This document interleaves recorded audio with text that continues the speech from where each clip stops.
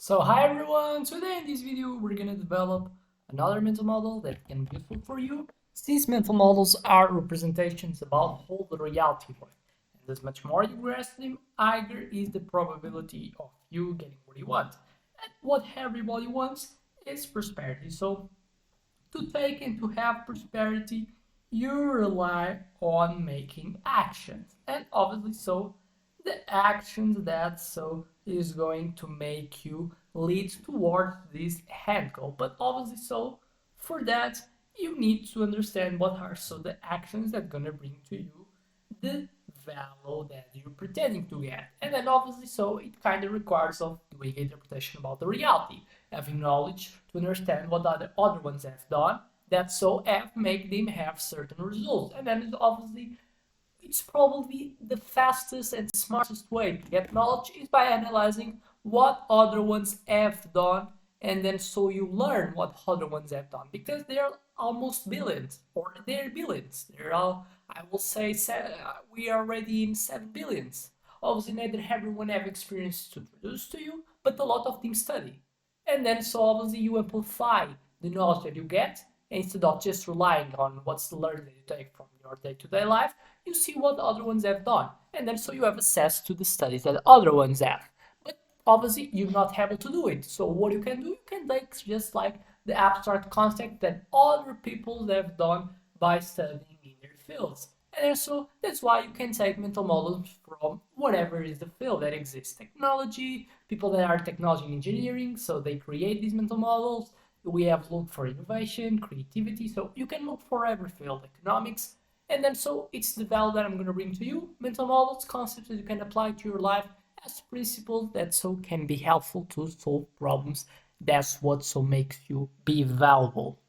So, what's the mental model today? The 5 laws of tech-driven history. What's the core idea? Technology isn't neutral, it amplifies human ambitions, flaws, and power imbalance.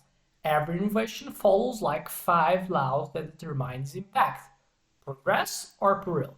But also, what's like, it's like I will say that I can put it as a math equation that the power that the tech has, so like what's the impact that it has, is a result of the multiplication of 5 components: the innovation, the success, the ethics, unintended consequences, and as well obsolescence. All they multiply by each other. It's what so is the result of the equation, and this result is so like if we could create a score for how powerful and impactful is a specific technology. But then so obviously you have to score this type of element. But then so to score you have to understand what each element really means. First, the innovation, the spark, what it is. New tools that disrupt existing system, which more obviously they tend to be disruptive, more they can be scored in that specific element that we call as innovation, the spark. What are like the examples? The printing press that has happened in a lot of centuries ago, almost like I would say six centuries ago. The printing press, what happens? Broke the church's knowledge monopoly and then created what? Contributed for the how powerful that technology was. That was so a creation of a reformation and like the amplifying of the paper that science has today. Social medias, we have another one. It's democratizes the communication, which then so leads to misinformation, polarization, but as well people as well getting more educated. But then so what's the pattern here about these helmets?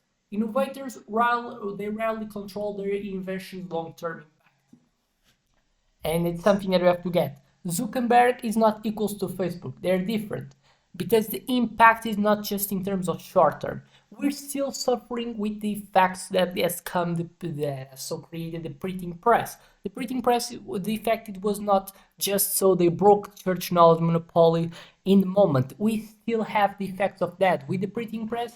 We're making able to have people so much educated, the knowledge gets so much democratized today, and then we have so in the past, for example, a lot of people have much more knowledge about so what has happening in the reality, and then so they were able to accelerate the type of time that's needed to create innovation. That's why so a lot of the technologies that have emerged in the made by the humanity were made in the last like 3 4 centuries. Are like the we have exponentially increased the technology that were created because it was like a bottleneck that was so the printing press. And then so it's important to understand that neither whole is the spark we can just measure by the short term. It's important to understand how it impacts in the long term. But then so what it tend to score more in innovation is which more disruptive the technology is much more different tends to be from what's common,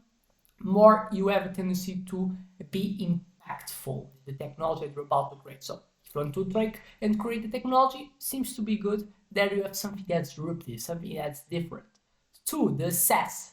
So for technology to be important and to be have impact in society, people have to get access. It's something that obviously makes sense. So what it is, who gets to use control the technologies?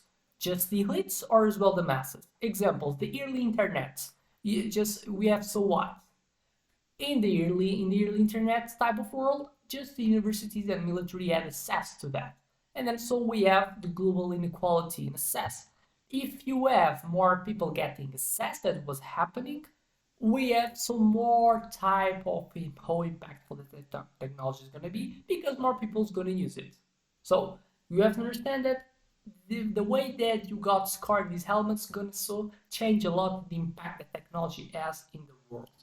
Artificial intelligence, another example, big tech's closed models versus the open source movements, and then we have so the meta versus the Hugging phase. So what's the rule? Technologies that start exclusive, they rarely stay the way because the reality is that if the people want to have impact in the world, what they want to be something that's much different than what exists, and as well they want to make the things the people to have access because more potential clients I have. And there, so that's why we say that this rule that technology they wet spread for the masses. We have an example like the smartphones. Third, the ethics, the blind spot, what it is, values or lack theorems embedded in design. What's like are the examples? Facial recognition built with racial beats. What so makes surveillance states? We have the algorithm feeds optimized for engagement that so makes the mental health crisis. What's the code that you have to take in that specific element that is the ethics? We talk about what we call build, but not what we should. And obviously that's made by the the whistleblowers. So what's important to get here is how you get scored in ethics as well makes a lot of impact. It determines a lot what's the impact that your technology is going to have. So it's important to understand what's the ethics, how you can like make classification about the ethics about your technology. It's going to impact a lot what's going to be innovation because it's a negative score. It will imply it will so make you have a negative type of element in ethics, which so is going to make this type of equation negative in terms of impact. It's going to make so the life of the people worse, and then so the impact that this technology is going to have. So it's important to understand the ethics about the technology, what is so going to create in the life of the people. So it's something that we have to get in counted, and we have a lot of concerns, more futuristic, like the way that artificial intelligence they can evolve, if they can replace the human beings, if they kind of can create certain type of way to think by themselves and want to do bad things for us. Obviously, it's a bit more. It's a bit of illusion to think that is a real menace for you and probably for the next generation, but it's always a theory, it's a hypothesis that the people have to see if it can happen. Four, the unintended consequence, the boomerang. So what it is, side effects that overshadow the original intent. Examples, the fossil fuels, the industrialized world create and probably is creating the climate catastrophe. We have the cryptocurrency, a democratized money that probably can create energy waste. They are susceptible to ransomware. So what's the irony? It's tech meant to solve problems often creates bigger ones. Plastic, that's technology that creates microplastics that we see that are bad if we consume it. So understand that the way that you score in intended consequence. If you score negatively, probably is meaning that you're creating bad side effects, which might show the type of value that you get in this equation to be as well a lot negative. And five, the obsolescence, the grave. So what it is, technology dies when they fail to adapt or meet new needs. So you cannot have impact if your technology becomes so obsolete and then so people don't use it. Because to have impact, you have to get used. So what are the examples? The blockbuster that has like a short-term life between 1000 in the last century, in the final of last century, so 1985 till the 2010, ignored streaming and killed by Netflix. We have the Internet Explorer, so the complexity created what the replacement by Chrome and Firefox. What's the warning? Even dominant tech like today Google, TikTok can roll if they ignore user trust. So you cannot have impact if you become obsolete in the perspective of your consumers.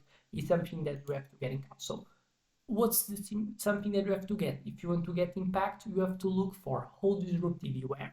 If you're able to make access and what's so like the people that you have said that you make it able to have access to your technology, what's the ethics? So if your technology creates like a better world or not, what's like the ethic around it's was see like the intended consequences that you can create by the usage of your technology, and see if your type of product has probability to get to have been obsolete because new ones can emerge. And so this is the thing that predict how impactful your technology is going to be. So I expect these videos make you gain insights, make you a better person in certain way, and make you able to like and subscribe.